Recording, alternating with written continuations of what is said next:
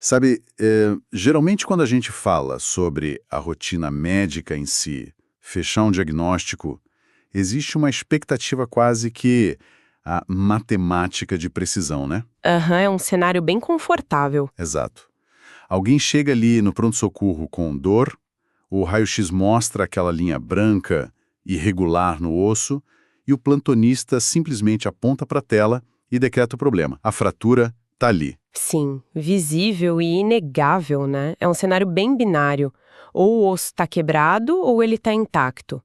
A medicina clínica busca muito essa clareza, porque, bom, protocolos claros salvam vidas rápido. Pois é, mas o contraste é brutal. Quando o médico sai ali da emergência, tira o jaleco e decide olhar pro raio-x da própria carreira, sabe? Nossa, com certeza. A clareza some na hora. Exatamente. Entrar nesse mundo de titulações, de normativas, de conselhos, burocracia, é como tentar ler um exame de imagem que está completamente borrado. É frustrante. Muito. E para quem busca consolidar a trajetória em áreas mais estratégicas, ler um documento oficial costuma ser um teste de resistência. Mas sabe que essa opacidade toda não é acidental, né? Como assim? É que esses documentos oficiais, eles carregam um jargão jurídico muito pesado, justamente porque lidam com responsabilização. Ah, sim. Um edital de titulação não está só convidando o profissional para fazer uma provinha. Ele está, na verdade, estabelecendo a base legal para decidir quem vai ter o poder de ditar os rumos da saúde de milhares de pessoas. Faz todo sentido. E é exatamente essa neblina institucional que a gente vai dissipar no nosso mergulho profundo de hoje. Muito bom. A gente está com as regras do jogo definitivas para 2026 na mesa. O edital da Abrampaz, que é a Associação Brasileira de Medicina Preventiva e Social e Administração em Saúde. E o foco é a obtenção do título de especialista, né? Isso mesmo. E o objetivo aqui hoje não é ficar lendo tabela de data em voz alta. A missão da nossa análise é entender a engrenagem por trás desse documento e extrair a estratégia real para quem vai enfrentar essa arena. Eu sou o seu anfitrião e estou aqui com a nossa especialista para desempacotar tudo isso. Olá, pessoal! E olha, o ponto de partida essencial para entender esse edital é o peso institucional que ele tem. O carimbo, né? Exato, o carimbo. Porque não é um certificado emitido por um cursinho isolado. É uma seleção feita em convênio direto com a Associação Médica Brasileira, a AMB. Que tem um peso gigantesco no mercado. Gigantesco. No mercado de hoje, a saúde está migrando muito rápido de um modelo puramente curativo para um modelo de gestão populacional, sustentabilidade de recursos. Então, ter esse aval significa que o profissional não é mais só um executor. Ele vira um arquiteto do sistema, né? Perfeito. Ele passa a ser reconhecido como um arquiteto do sistema de saúde. Certo, mas antes da pessoa pensar em arquitetar sistemas, ou, se quer abrir um livro de epidemiologia para estudar, tem uma muralha inicial aí. A famosa barreira de entrada. Pois é. O que chama muito a atenção logo nas primeiras páginas do documento é que a principal barreira nem é técnica ainda, é puramente documental. É a regra de elegibilidade. Quem é que tem o direito de pagar a taxa e sentar na cadeira no dia da prova? O funil começa de um jeito bem rigoroso, viu? A premissa básica que está lá no texto é ter a regularidade absoluta no Conselho Regional de Medicina, o CRM, e um mínimo de 2 anos de formação médica. 2 anos contados até a data da inscrição, certo? Isso, até a inscrição. Mas, isso é só o aquecimento. Só o aquecimento? Sim, porque o edital desenha 3 vias exclusivas para o candidato provar que tem bagagem para pleitear o título. A primeira via é a mais direta, que é a conclusão da residência médica em medicina preventiva e social. Com o selo do MEG e tudo mais. Exatamente, carimbada pela Comissão Nacional de Residência Médica. Essa é inquestionável. Tá, essa é a via expressa. O médico fez os anos de residência, rodou nos cenários do SUS e pegou o diploma. Mas a segunda via abre um pouquinho o leque, não abre? Abre sim. Ela permite quem fez programas de formação credenciados pela própria Abrampas. Entendi. Isso existe porque o número de vagas de residência oficial no Brasil muitas vezes não dá conta, sabe? A demanda por especialista em gestão é muito alta. Mas não é qualquer pós-graduação de final de semana, né? De jeito nenhum. O programa precisa ter uma matriz de competências que espelhe a complexidade e a carga horária da residência tradicional. A associação vai avaliar se o aluno passou pelo mesmo estresse acadêmico. Deixa eu tentar criar uma imagem para quem está escutando a gente. Essas duas primeiras vias, elas são tipo um treinamento de cirurgia num ambiente perfeitamente estéril e controlado, né? O médico teve preceptor, aula estruturada, foi avaliado passo a passo. Um ambiente acadêmico bem tradicional. Mas a terceira via, essa me parece bem diferente. É a via da atuação profissional. Seria tipo avaliar não o cirurgião da sala estéril, mas aquele médico de trincheira, sabe? Adorei a analogia. O médico de trincheira. Aquele que passou os últimos 4 anos estancando sangramento num cenário de guerra, na prática, e agora precisa provar que entende a ciência por trás daquilo tudo. Capturou perfeitamente. O edital abre esse espaço para quem construiu a carreira na prática, mas exige a comprovação de pelo menos 4 anos de atuação como médico preventivista ou sanitarista. E pode ser em qualquer setor. O texto é abrangente nessa parte. Pode ser setor público, privado, terceiro setor gerindo ONG, por exemplo, ou até autônomo dando consultoria em saúde corporativa. Tá, mas lendo assim por cima pode soar como uma brechinha amigável, né? A pessoa pensa, eu dou plantão num posto de saúde e ajudo a organizar a escala tem um tempo, então eu me qualifico. Se a pessoa pensar assim, ela vai ter um choque de realidade. Eu imagino. Porque olhando os detalhes documentais ali, não tem espaço para interpretação solta. Nenhum espaço. O rigor da banca para comprovar essa experiência é, assim, quase pericial. Eles sabem que a linha entre atuar genericamente na clínica e atuar na gestão é muito tênue. Então, um currículo impresso não serve. Imagina. Tem que ter prova legal, irrefutável. Para servidor público, eles exigem publicação em diário oficial ou certidão assinada por gestor de alto escalão. Caramba! E para o setor privado? Declaração com firma reconhecida em cartório, detalhando as atividades e atrelada a contrato de trabalho. E se for autônomo, a exigência sobe mais ainda. Precisa do estatuto social da empresa ou contratos de prestação de serviço muito bem amarrados. Nossa, isso levanta um ponto estratégico muito crítico. Se o candidato depende dessa terceira via, a preparação não começa lendo a apostila. Começa fazendo uma caça ao tesouro nos cartórios, né? Exatamente. É um teste de competência administrativa prévio.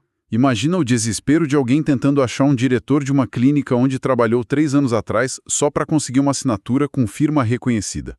Se a pessoa não é organizada, ela já é eliminada aí. É um nível de fricção altíssimo. Mas o conselho precisa blindar esse título, sabe? Eles vão certificar alguém que amanhã pode estar gerindo um orçamento municipal milionário. A capacidade de documentar processos já é uma competência da área. Essa mentalidade de auditoria rigorosa leva a gente para um dos pontos mais pesados desse edital. Porque se o papel é o filtro burocrático, o próximo obstáculo bate direto no bolso e no psicológico de quem vai prestar a prova. Taxa de inscrição. Exato. Aqui a coisa fica realmente séria. A taxa fixada no documento é de exatos R$ 2.500. É um valor que muda o perfil de quem está na sala no dia da prova, com certeza. Totalmente. Quando bate na marca de 2.500, você elimina na hora aquele cara que ia fazer a prova só para ver qual é, né? Só para testar o conhecimento. Vira um investimento financeiro de alto risco. Ninguém paga isso para chutar gabarito. Não mesmo. E o cronograma não dá respiro nenhum para quem decide fazer esse investimento de última hora. As inscrições vão de 10 de abril a 18 de maio de 2026.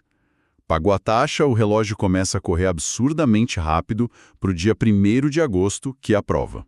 É um sprint. A gente está falando de um intervalo de pouco mais de 2 meses entre fechar a inscrição e sentar para fazer a prova objetiva e discursiva. E para um médico que já atua, tem plantão, família... É um desafio logístico monumental encaixar a revisão de um edital gigante em 2 meses. O estudo tem que ser cirúrgico. Tem que ser.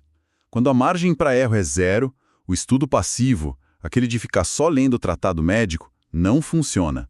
O candidato tem que entender a linguagem da banca. E até por isso, a gente sempre reforça uma estratégia muito clara por aqui. Se você é estudante e quer se preparar de verdade, entra agora em medicoub.com.br, baixa o app e aproveita o maior banco de questões do Brasil com provas anteriores de todas as instituições, Questões comentadas, resumos práticos, aulas completas e flashcards prontos para revisar onde quiser. E treinar por questões é fundamental, porque a banca esconde outras armadilhas logo depois da prova. Como assim? Muito candidato gasta toda a energia mental ali para o dia 1º de agosto e esquece o dia seguinte. O gabarito sai no dia 3. Quem sobrevive entra num estado de alerta total para o envio dos documentos da análise curricular. Ah, janela de envio. Sim, e a janela estipulada é minúscula. Apenas os dias 17 e 18 de setembro. 2 dias, só 2 dias para mandar tudo. Exatamente, 17 e 18 de setembro. Nossa, parece provocação da banca.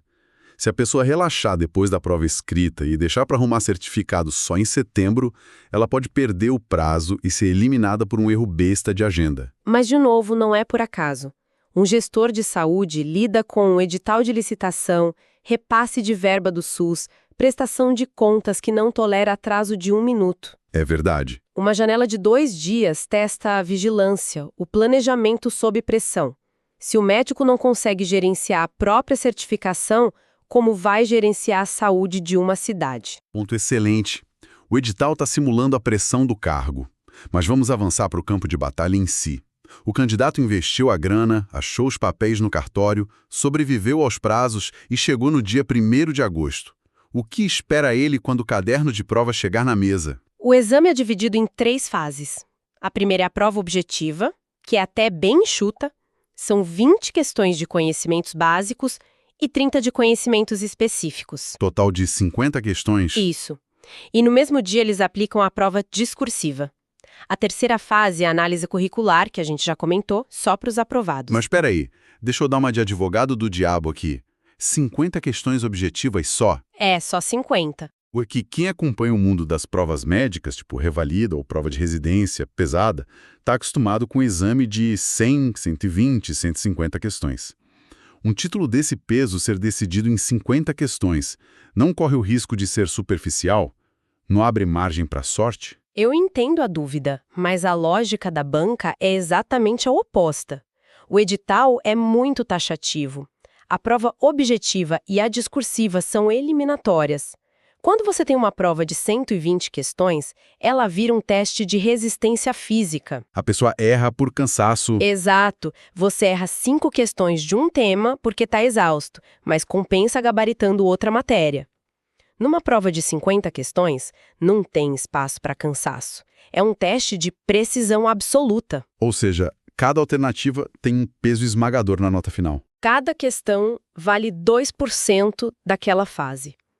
Um deslize mínimo, interpretando uma portaria de vigilância epidemiológica, ou confundir o financiamento da atenção primária, derruba o candidato várias posições, tira da zona de classificação. Não tem gordura para queimar. Nenhuma. É um filtro que pune muito quem tem lacuna de conhecimento. E isso obriga a pessoa a mudar a estratégia. Não dá para pensar, essa matéria aqui eu não gosto, eu vou chutar, porque cai pouco. Chutar e errar pode custar a aprovação e os R$ 2.500. E logo depois vem a prova discursiva, que também elimina quem for mal. O que essa etapa discursiva diz sobre o tipo de profissional que a Abrampas está buscando no mercado? A discursiva é o verdadeiro divisor de águas. O problema de prova só de múltipla escolha é que ela seleciona bons memorizadores, né? O cara decora a lei e marca o X. Isso. Só que a medicina preventiva não funciona no vácuo de uma alternativa A, B ou C. A discursiva serve para medir como esse médico articula o conhecimento técnico num cenário real e caótico. Deixa eu projetar um cenário aqui. Não seria perguntar qual é o mosquito da dengue. Seria tipo, dar um estudo de caso. Uma cidade de 300 mil habitantes está com surto epidêmico, a verba da atenção básica está congelada e o hospital lotou. Perfeito. E aí o candidato tem que ir ali no papel, formular um plano de contingência, justificar de onde vai tirar dinheiro usando a lei certa e dizer quais indicadores vai usar para medir se a intervenção deu certo. Seria nessa linha. É exatamente nessa linha. A banca quer ver a capacidade de síntese e a formulação de política pública. O sanitarista precisa convencer prefeito, conselho de saúde, diretor de hospital. Se ele não consegue estruturar uma solução lógica e embasada num papel, ele não vai liderar uma mudança no mundo real. Faz muito sentido. E isso deixa muito claro o papel da última fase, que é a análise curricular. Porque se a objetiva testou a precisão e a discursiva testou a visão de política pública, o que sobra para o currículo? O currículo tem caráter só classificatório, ele não elimina. Ah, é só para ranquear. Isso, ele entra em cena para organizar a fila de quem já sobreviveu às trincheiras das provas anteriores. É o desempate fino, valorizando quem tem mais publicação ou histórico acadêmico, mas só entre os sobreviventes do funil. É fascinante e bem implacável. Mas, antes da gente encerrar nossa análise, tem um aviso de ouro lá no documento que a gente precisa ressaltar para quem está ouvindo. O aviso sobre as retificações. Exatamente. Tudo isso que a gente destrinchou aqui, as datas, as taxas, a estrutura das questões, é a fotografia do edital no momento em que ele foi publicado. E edital é um documento vivo, né? Até homologar o resultado, a banca deixa claro que pode retificar as regras a qualquer momento. Isso quer dizer que prazo pode mudar, a bibliografia pode ganhar um anexo de última hora. Local de prova pode mudar, então checar o portal da banca tem que ser um hábito diário. Imagina a dor. A pessoa estuda por meses, domina tudo de epidemiologia, mas perde a prova porque mudaram a data limite de um envio de documento e ela não viu. Na gestão em saúde, a omissão na busca por informação atualizada é um erro primário, não dá para cometer. Com certeza. E, olhando para esse rigor todo, me parece que isso levanta um debate muito maior sobre a profissão, né? Levanta sim.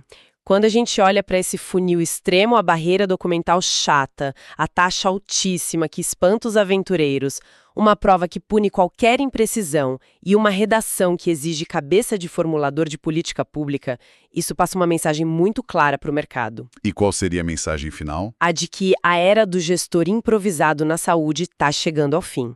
Esse rigor extremo na titulação sinaliza que o sistema não aguenta mais liderança de clínico excelente que, sei lá, caiu de paraquedas na gestão sem o preparo estratégico. Sem saber o que fazer com a verba. Exato. A gente está indo para um futuro onde formular política de prevenção que mexe com bilhões de reais e afeta milhões de vidas vai exigir profissionais que provem uma excelência quase real antes de assinar a primeira diretriz. É a profissionalização absoluta da liderança em saúde. Caramba, é uma provocação excelente para a gente fechar.